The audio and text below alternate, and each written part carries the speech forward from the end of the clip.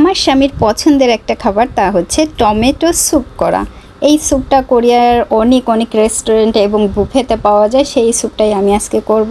তো টমেটোগুলো হালকা সেদ্ধ করে একেবারে ব্লেন্ড করে নিয়েছি।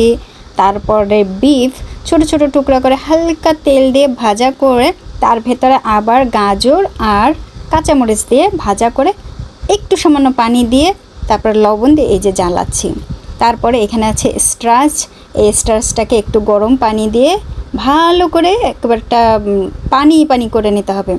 এর মধ্যে আমি হাঁড়ির ভিতরে একটু চিনি দিয়েছি আর তার ভিতরে দিয়ে দিচ্ছি ওই যে টমেটোটা ব্লেন্ড করে রেখেছি তাই দিলাম। তারপরে দিলাম মাশরুম, পেঁয়াজ কুচি, ব্ল্যাক পেপার পাউডার, একটা বড় বাটারের টুকরা।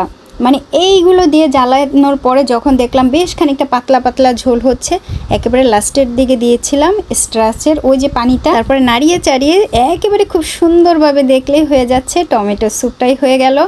আর এই স্যুপটা খেতে অপূর্ব মজা হয়, কারণ সবজি আপনি আরও অনেক কিছু দিতে পারেন, চিংড়ি মাছও দিতে পারেন, আপনার পছন্দ মতো মাংস দেবেন। আমার হাজব্যান্ড তো খুব পছন্দ করে, জিউও পছন্দ করে।